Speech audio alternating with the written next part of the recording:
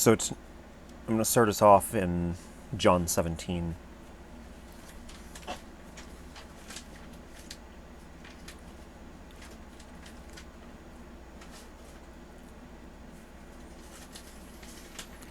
So starting in in John chapter 17, verse 20, Jesus says, "My prayer is not for them alone. I pray also for those who will believe in me through their message, that all of them may be one. Father, just as you are in me and I am in you, may they also be in us, so that the world may believe that you have sent me. I have given them the glory that you gave me, that they may be one as we are one, I in them and you in me, so that they may be brought to complete unity. Then the world will know that you sent me and have loved them, even as you have loved me."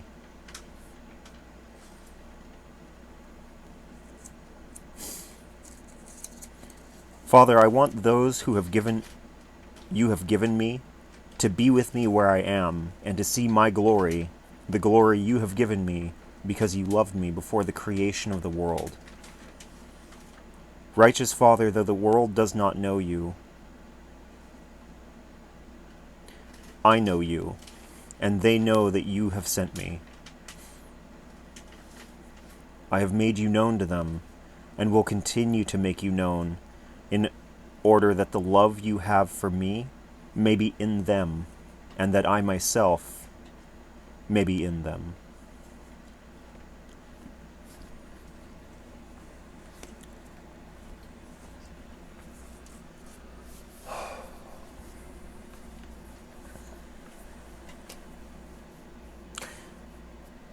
The biggest thing that I want to draw attention to is where he talks about this constant language of God in us and us in God and Jesus in God and God in Jesus, and just this constant kind of flow back and forth as there's a unity that he refers to in spirit and in oneness with one another.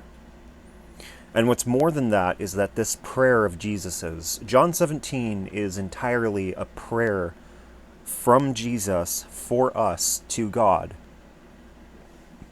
He prays for us to understand, to be able to receive this particular level of comprehending the unity that we have with each other, with God, and everything, and with Him through God and through love. And that brings us to this point about loneliness and the message that I was given for this week, talking about the myth of loneliness. See, at no point are we ever truly alone. We feel it all the time, especially in like the current climate where so many people are isolated. We feel alone. We feel misunderstood. We feel isolated. We feel rejected. We feel abandoned. And understand, like, whenever I reference the word loneliness for the rest of this message, it's going to mean this. It means the feeling of abandonment that comes from having nobody at all around you who understands you, cares about you, loves you, sees you, whatever you want to put in there, whatever verb you want to apply. It's a lack of humanity and of human contact, validation, and just feeling loved and accepted. So when I refer to loneliness, that's what it means.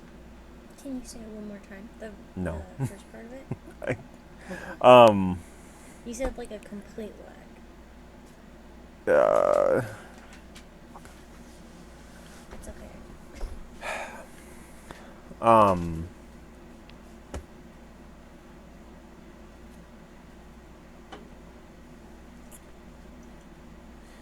When I refer to loneliness, it's going to be the feeling of abandonment that comes from the complete lack of acceptance, love, care, whatever, just the complete lack of human connection caused by this. Okay.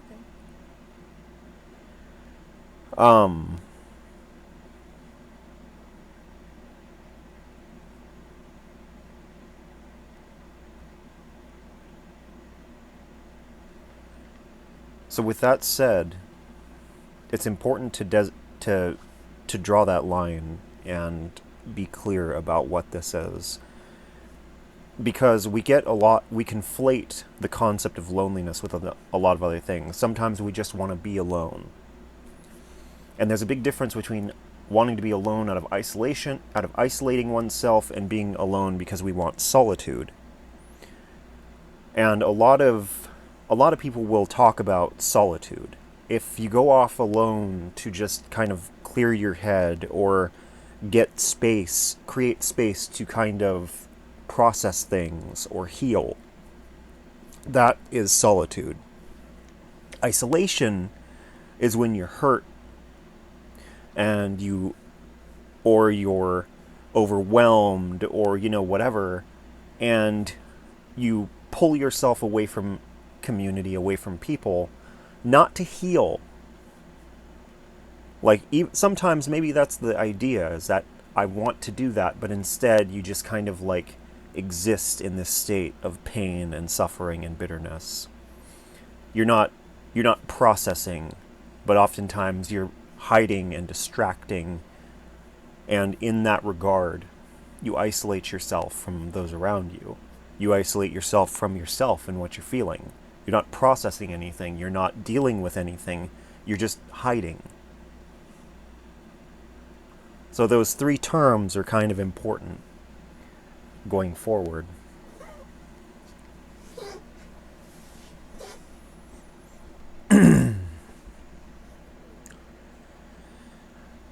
And the thing of it is that the idea of loneliness is something that it isn't true. We're never really alone. And as Christians, we understand that we're never alone because God is always there. God is always available. God is always the Holy Spirit is with us and in us, and the whole kingdom of God is in our midst. But we don't feel that all the time. We might know that, we might claim to know that, but our feelings will often direct us in this other path of thinking and believing that we don't have anybody. We're so misunderstood, we're so hopeless, we're so unwanted, we're so unlovable. And it creates this false narrative inside of us that we perpetuate. And what's more is we gather evidence in order to feed that false narrative as we sit in isolation. As we feel the loneliness, it's almost like we subconsciously cherry pick different things to confirm that bias and hold ourselves in that place of being alone or feeling like we're alone. I've heard the term before stated that the human condition is to be alone. And that's not even remotely true. I would adjust that to say the human condition is to feel alone while being surrounded by other people who are just like you. But because we don't communicate what's going on with us, we're not open in our communication. We're not open with our hearts and minds because we're taught not to be. Even when you look around, like online, for example, if you climb onto Facebook or Twitter is infamously toxic for this kind of thing, and you state your opinion or what you believe, 9 times out of 10 you will have somebody attack you for that. claiming that they're trying to correct you, when in reality all that they're doing is attacking you. And there's a thing to talk about within that, and that's validation. See, our culture, our generation, like when I talk about millennials and Gen Z and different, and kind of like everyone kind of beneath the Gen X, we're not okay. We're a generation raised in front of a television. There's a lot of cognitive dissonance there, and it's a situation where a lot of us exist in this state where we were raised watching TV, watching stories about other people. Like, I know for myself, my brother and I had to spend exorbitant hours and hours and hours of our days watching, with the only company that we had being a TV in the back of my mom's barber shop. It was miserable. We hated it. But it's what we had. We couldn't go outside because my mom couldn't watch us and make sure that we were safe. We could bring toys and video games, but we'd be there for 8+ hours while my mom worked. And in the end, there's only so much time and imagination that you have before you get sick of the video games and the toys, and you just turn on the TV, go blank, and stare at it. And I know that I'm not the only one, and I know I'm not the only one speaking on this subject, because there are plenty of... I've seen so many kids who are raised. I'd walk into friends of mine who are parents, and they just put the kid in front of the TV so they can get them out of their hair for the time being. And, you could say a lot of different things, and I'm not trying to attack parents who do this, because I understand the side of things where it's like, a lot of people have to work. My mom was basically the breadwinner for our house. She was taking care of everything. So she was the one who was working, and she worked all the time. And not to excuse the decision to put us in the back of the barbershop or anything, but it's a circumstance. And a lot of us have to live with the circumstances that other people put us into. That's just part of life. And you can look back and say what's wrong with it, and you'd be right. But it doesn't change it. All you can really do is carry on forward with it. And find a way, or learn a way to accept it, and then hopefully find healing in the process of that. But the biggest point with that, bringing that up, and the way that a lot of us were raised in front of the TV, is that was our babysitter. And that's a really crappy babysitter. You don't get any feedback about yourself. You don't learn from it in the sense of, give and take and actual experience. You learn by watching what's happening, and it creates kind of like ideas of how to be and who to be. And unfortunately, the problem with all of that is that it looks great on TV, and oftentimes something that gets misunderstood is the way in which our minds work, in that we, on a subconscious level, we oftentimes accept things as being real more than we actually appreciate. You can watch a show where a person plays a character, and your mind will project onto that person, even though you know that that's an actor. You will still associate that face with that character, and oftentimes project that character onto that person. An example of this actually came from an English teacher I had when I took comedy tragedy in high school, and my teacher had the biggest crush on the guy that played Aragorn in The Lord of the Rings. Oh, she was in love with him. Until she saw an interview with Viggo Mortensen, and she thought he was super weird. She was just like, he's a really weird guy. I don't know what to do now. My whole like idea of who he is just been like shattered. And now I have to realize that what I'm in love with is a fictional character that he portrays, not this person. There is this level of things that we don't actually appreciate how our minds actually interact with the world around us, as opposed to the kind of structure that we try to maintain, and particularly in our take on reality. But in all of this, it develops in us these ideas of identity and what's supposed to be. Our whole concept of romance, for example, is a construct of something that we're taught by TV.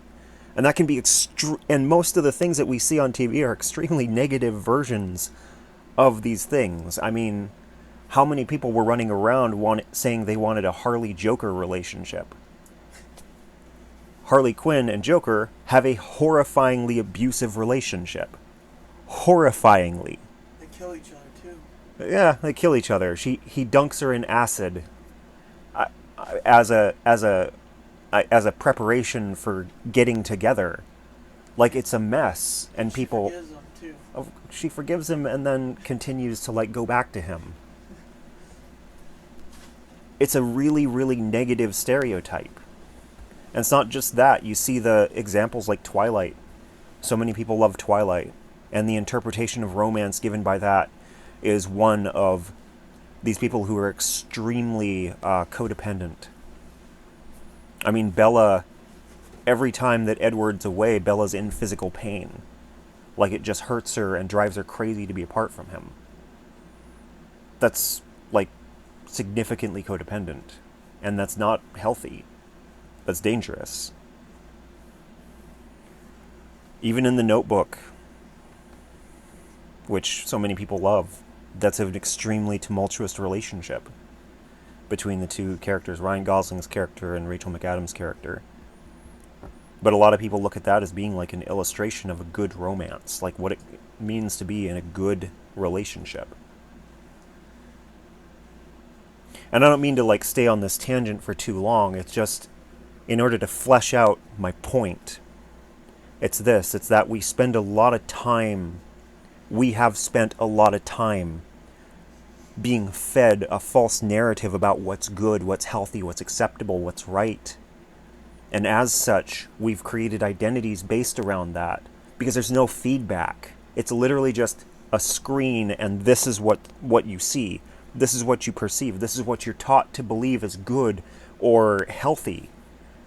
This is what you want. What you're taught to want. Because it's all you know.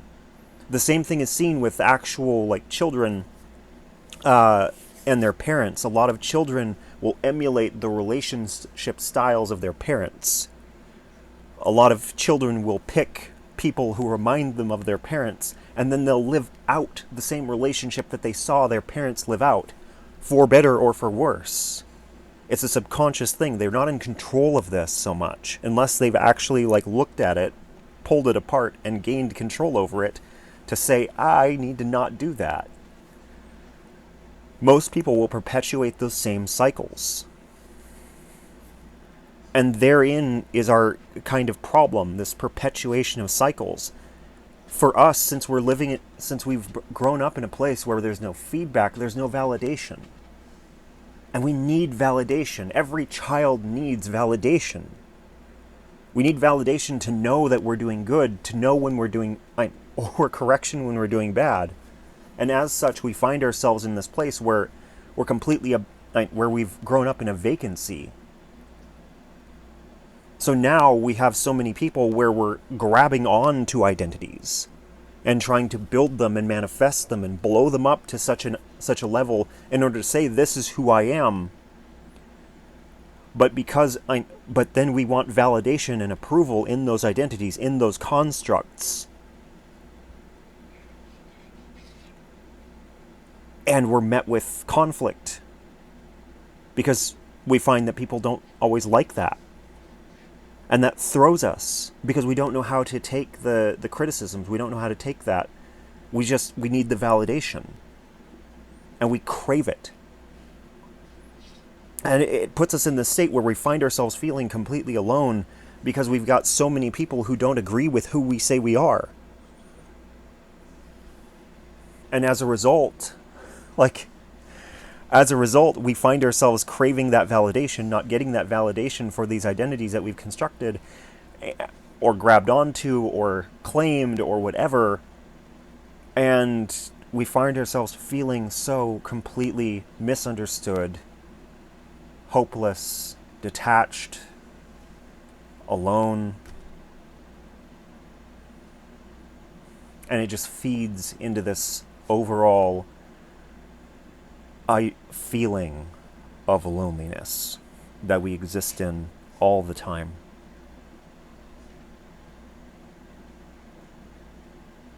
And there's a lot more than that.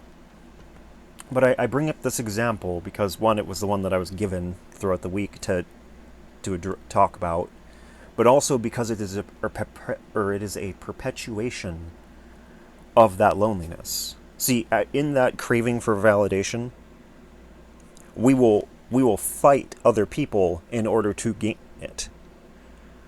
A lot of people, what it comes down to is they'll fight about those identities because they want to be told that they're right. We always want to be right in the end.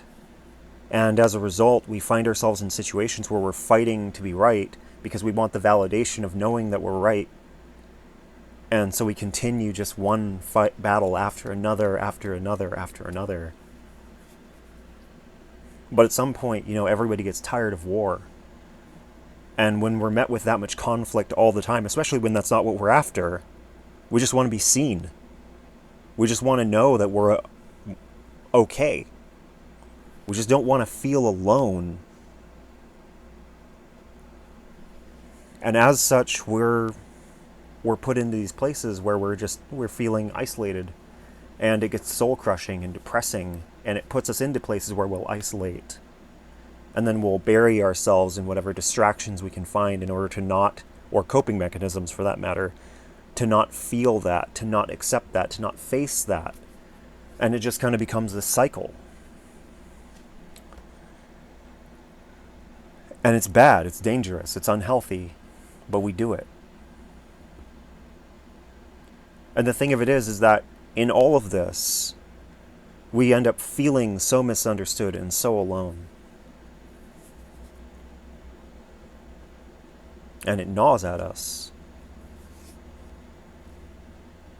But see, the thing about it is that in these things where we're looking for validation, the only validation we really need are, I should put it this way, where we should be gaining validation is in the fact that we are people and we are worth something. It doesn't matter what kind of a person you are. The fact that you're a person garners immediate validation because you're one of us. We're all on the same team, really. If we would stop picking at these certain things and trying to hold them up as being who we are, and then having to fight each other about them, and pull back and draw back to the fact that we're all people. It changes the whole paradigm.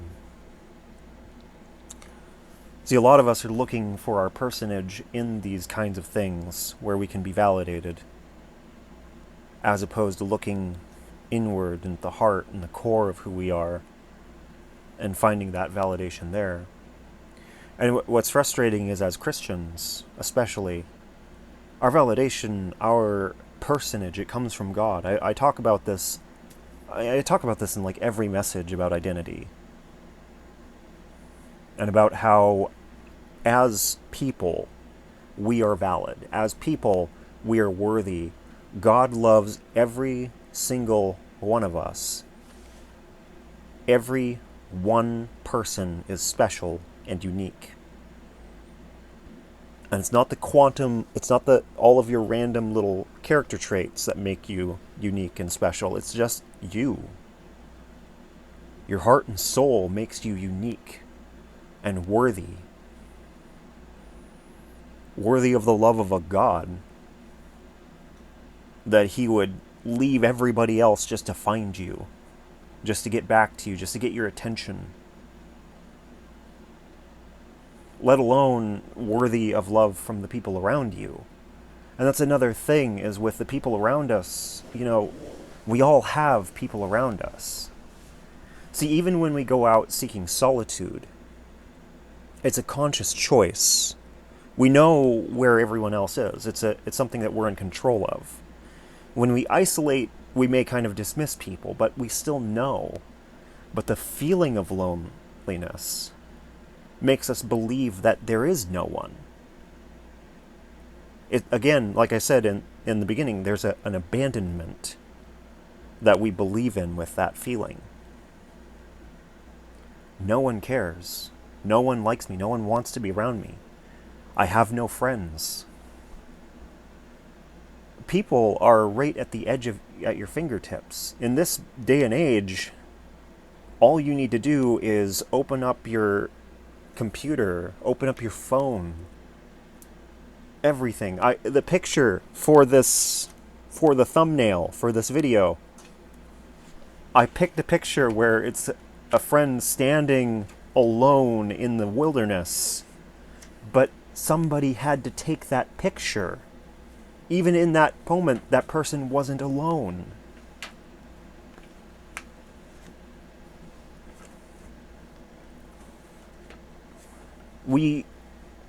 Our feelings can often put us in places where we start believing things that we can very objectively see are untrue. And sometimes we get into like weird headspaces. I know for myself, one of the biggest ones that I've struggled with in the past is not having the attention of the people I wanted the attention of. And it was especially after when I was younger, in my like mid-20s, that I kind of like clued in that I did this. And I know that a lot of people do. I know that a lot of people do this. Whether we want to admit it or not, we do. But we take for granted the people around us because they're there. We get used to them. But you have that crush whose attention you want. You have that one friend who you really kind of idolize. Or maybe you don't want to use the term idolize. Maybe we want to use the term you really look up to them. Or you really care about their opinion, or you think that they're really cool. And like those are all different things, but at the same time, sometimes they can be a cover for idolization. It just really depends on you and your heart and where you're really at. But my point is that like we'll have those people who we really want the attention from, who we really want to like us and really want to draw close to us. And when we feel rejected by them, we move right into that place of loneliness and can completely, not appreciate the people who are in our lives and who are there, the friends that are right by your side. You're so busy pursuing Mr. Mrs. Right, and you lose sight of everybody that's right there and loves you and cares about you, and you start wallowing in feelings of self-pity and loneliness because you were rejected by that person, or they didn't want to spend as much time with you, or they didn't really reject you per se, but they also didn't give you the attention that you wanted, so you just feel alone and hurt. And it becomes this kind of like head game that we play where we're not seeing what we have around us. See, in a lot of ways, the myth of loneliness is that we are alone, that we're ever alone. We always have people. We always have the opportunity for people. People are always just a short ways away. You feel alone because you get somebody who's caught in the middle of a country and they don't speak the language. That can feel extremely lonely. But if you try, you'll find people. There are always people who will try to take care of you. There are always people if you let them. If you let them. I was watching this. This was a random thing to have come to mind, but whatever. We'll flow. I was watching this video. Basically, it's from a cooking show on YouTube, and the guy focuses on cooking on recipes and whatnot from the 18th century. And so it's all like old school food from like the 1700s, the earliest days of America. And they were looking over food for like poverty food. And he was explaining out of this journal about the way that these recipes that he was looking at were for soups. And they were contrived in a time when there was a massive like bread shortage. And see, all the poor people survived on a lot of bread. So suddenly they didn't have bread anymore, and there were these massive taxes on it, and the poor couldn't do it, couldn't pay for it. So what happened were fittingly enough, the richer people decided that they wanted to help. So they were buying foods for the poor, and that's actually where soup kitchens started. They called them soup shops at the time. But they created these places for people to come and where they could help feed them, so that the poor wouldn't have to go hungry. And it's a very different mentality for early America, or in Britain at the time, compared to what you might find these days. But it stands to illustrate the point that there, somehow or another, you'll find people who will want to take care of you. It's just whether or not we let them, and whether or not we appreciate that they're there. Because sometimes we get into that headspace of loneliness, and it narrows our scope of vision to believe that we got somebody there who's like, I want to take care of you, and all we can think of is, you don't really care about me. You don't really want to be here. You're just pitying me, or whatever. And we can brush aside genuine care and genuine illustrations of love as people who are going to try to take advantage of us, or people who are just trying to make themselves feel better, or different things like that. We've talked in this group about like the different offices, and there's an entire like subset of people whose hearts are devoted to the whole idea of taking care of other people. It's their innate function. It's just what they do. That's a kind of important thing to remember when you're feeling alone, because it means that there will always be people out there who are more than happy to take care of you, and it's not because they want something from you or because they want to make themselves feel better. It's like a compulsion. They see a need and they want to fill it.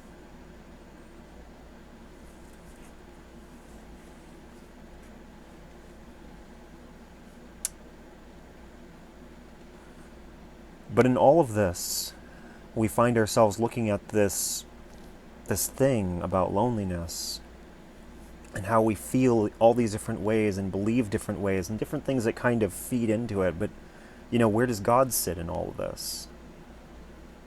Like I said before, for him, with the last message, we talked about being fathered by God and what that looks like.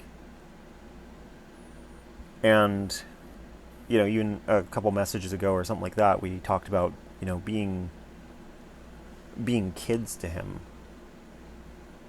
And the thing about it is that, like, as his children, as the ones that he looks on as his kids, we have innate value, always. Even though we don't feel it. We live in a society that doesn't value us.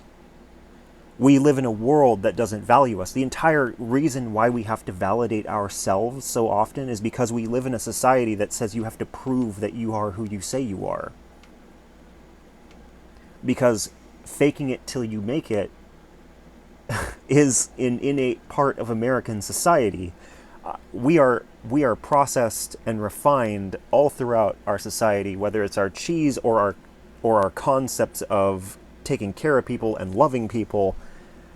It's all that way, and we know that. So when somebody comes saying I'm this person, everyone kind of says, "Are you though? Prove it." And I know for myself, I have been very guilty of that many, many times in the past. When I was in my 20s especially, I was somebody who you had to prove yourself to me. You always had to prove yourself to me. Just like I had to prove myself to everybody else.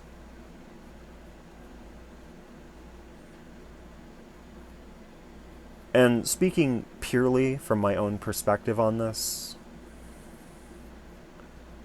I learned that that is just an absolute crock of garbage.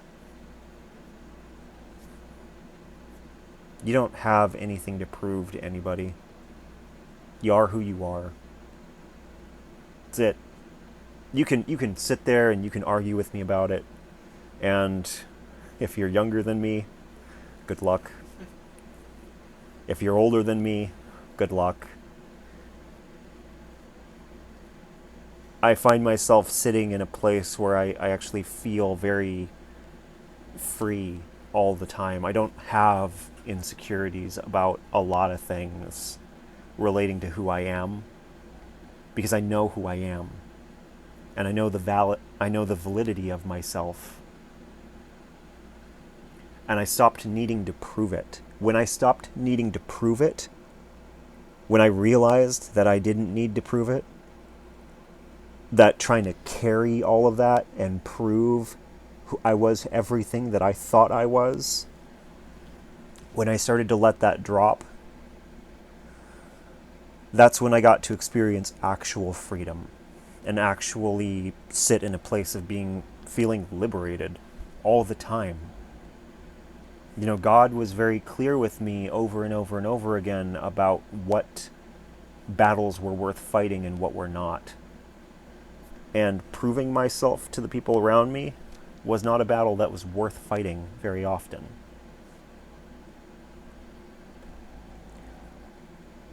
You are who you are.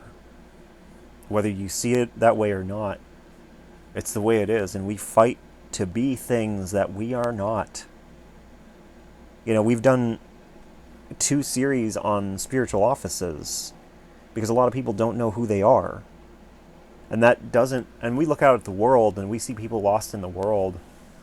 And Christians can get very, very kind of condescending about that, while completely missing the fact of how lost they are in their churches. We go to church and project images of righteousness to those around us in order to prove that we're good enough to be there. That we're good enough to be God's children. God himself has no interest in you proving yourself.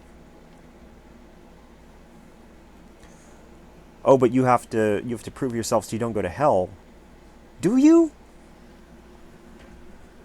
The whole concept of everything is letting go and trusting in him. Jesus didn't say, you will be saved if you do everything perfect and right and if you do everything perfect and right by the letter of the law.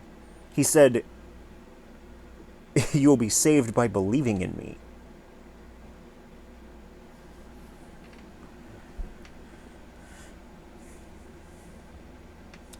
Or you will be saved, those who follow my commands love me. Here is my command. Love each other. That's in John 15. We grossly overcomplicate everything around salvation and redemption. And it puts us in a state of feeling alone. We look at God himself, and we feel alone in the presence of God. because we feel misunderstood, we feel unwanted, we feel uncared about, we feel rejected, we feel all these different things, and none of which are things that he has actually worked to make us feel. The church has done a fantastic job of teaching us to feel that way. And I don't say that to spite the church or anything like that. I only say that to highlight the reality of kind of what has been propagated. If you think that the enemy has not had his fingers in the church and, spreading some of the false doctrines that we believe in, you are sorely mistaken. The church has never been off limits to the enemy. Whether you want to go back to the old, look back at the way that the church acted in like the Middle Ages, the Dark Ages, even prior to that, when it became Rome's national religion, and the kinds of things that were put forward as being legitimate, the things that theologians fought over in the first, second, third centuries. There has always been struggle. I mean, the Gnostics ran off to caves to perpetuate ideas of visions that they saw, while more formulative, or more, what's the term?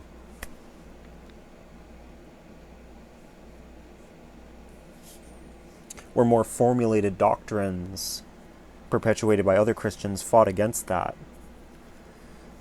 I mean, even in a lot of ways, the Bible, one of the driving forces behind it was to set a standard for us to look at, so we're not being like drug away by people who are giving false visions and false prophecies, to help kind of like create a line to say, well, this is what Jesus said and did.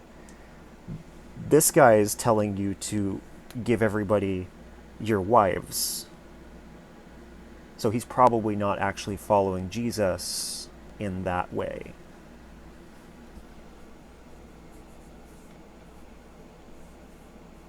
But we're not meant to have like things be so difficult.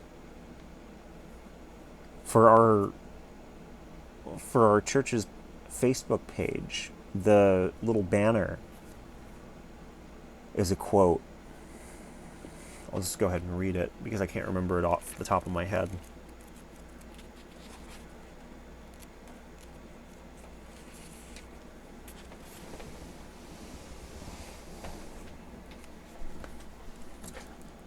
It's Matthew 11, starting in verse 28.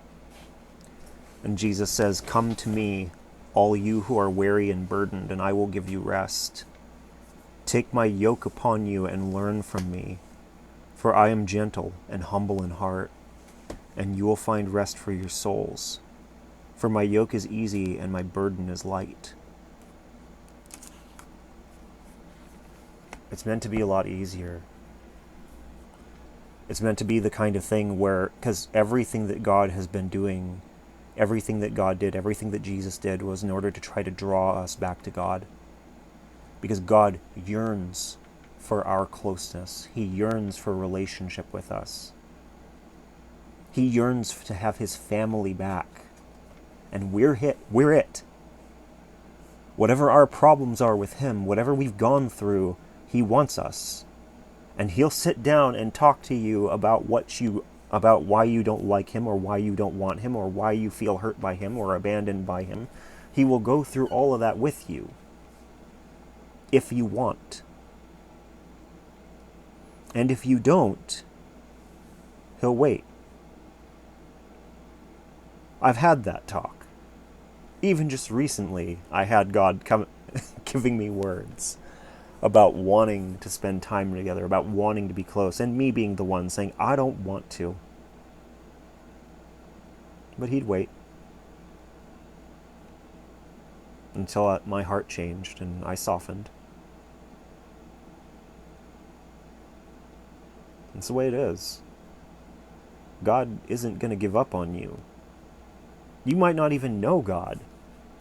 Like, you might be somebody that happens upon this, like, the video of this message, and has never even been to church. It doesn't matter. You're here for a reason. It's a call. Because God wants us all. He will leave the 99 to collect the one, and each of us is that one. He's not content with a number of people not being in with him. Even within that passage from John 17, Jesus alludes to that point. He says it himself when he says he wants everybody given to me to come and be with me, where I'm going to be with you, Father. There's a place for each of us in heaven, no matter what we've done or who we've been, no matter who we are right now. There's a place for us, and he wants us there, and he'll fight for it.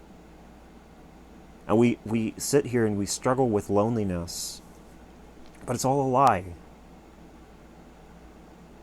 It's all things that we're taught to feel alone about, whether it's bad relationship, whether we're fed a false narrative of what a relationship's supposed to look like, and then we experience it, and it throws us for a loop because we did everything right, and yet we ended up alone in the end because we couldn't keep that up. It was a bad idea. It was a bad interpretation. It was a bad idea of a relationship. It wasn't you. Or we fought for this cause that we determined was us. Just to give an example, and not to be mean to anybody, but I'm a man of the law. I remember I did this one. This was my mistake. I wanted to be a man of the law. I was going to follow the law to the letter. I was going to be the best Christian that I ever could be. I would never say swear words, or I was going to hold out till marriage, and I was going to do all these things. I was just going to be the best Christian. I wanted God to be proud of me. And what's funny about that is that whole idea actually stopped me from being able to appreciate the idea that God was proud of me, because my own idea of what that looked like involved me having to meet a bar, and I could never hit it. Even when I got close, I'd well up with pride, and I'd start getting real self-righteous. I could never get there. And then when somebody told me that God was proud of me, I dismissed them because I wasn't proud of myself.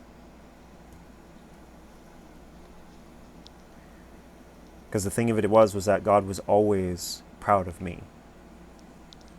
Just like he's proud of you. He's proud of every single one of us. He's proud of us because we're his kids. And he's proud of us because inside of each of us, he sees a heart that's worth loving. He sees the greatest parts of you. The things that you might not even want to see right now because you're busy being mired in some other kind of mentality. You might look at yourself and say, well, I have to prove that I'm worthy. And God's just just stop. Just stop and come to me. You're already worthy. I made you worthy. Your blood makes you worthy. Just come and let's go for a walk. Let's sit together. Let's talk. Let's just be.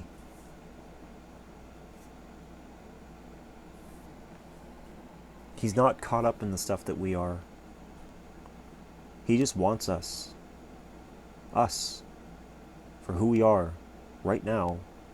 Even if we're like a Satanist who has gone out of his way to, or her, or their way to chase off everybody, even if we're in the fullest of rebellion, where our parents hurt us with their relationship with God, and now we're getting them back by going a completely different way. And even though we're deconstructing, we've painted it as a finding of ourselves. it all looks the same in the end, and none of it actually goes anywhere. It just leads back in a circle. We gravitate towards these ideas that we think will validate us, and they crumble every time. Because they're not who we are, they're who we want to be, or who we think we want to be. And in those places we feel alone. In the process of trying to be who you want to be, you could most people will develop a form of imposter syndrome, where they're looking at themselves in the mirror and don't know who they are because they're not really being who they are. I know I've done this.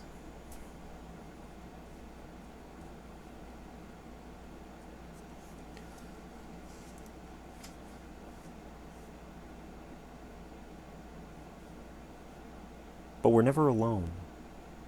And the truth is that we are accepted. There are plenty of people who accept us.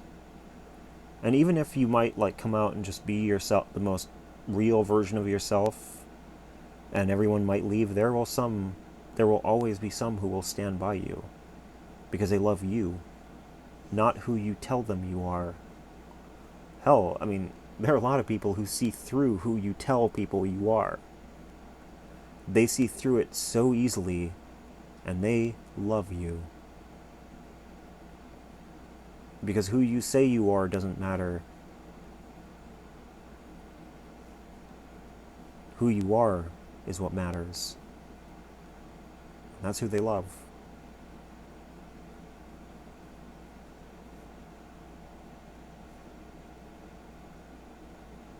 So in that, we find ourselves sitting in a place where God is calling to us to draw close to Him, to be close to Him, and to be released from the kind of prisons that we want to create because we think it's going to make us whole. Whether we're trying to find ourselves, or we're deconstructing, or whatever it is that's allowing us to perpetuate cycles of finding ourselves completely alone. There's a place for us to draw close to Him, to be close to Him, and a place for us to know what it is to be loved for who we are, instead of who everyone tells us we should be. Where we don't have to feel alone. Especially where we don't have to feel alone while trying to prove that we're worth loving. Because that is the worst feeling.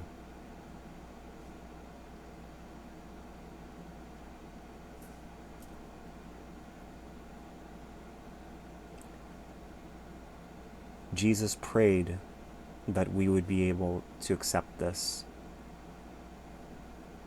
to understand that we are together, all of us, all the time.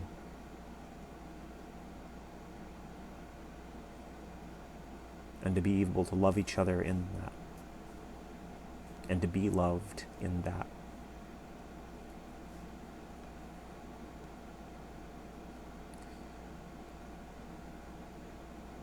That's what I got.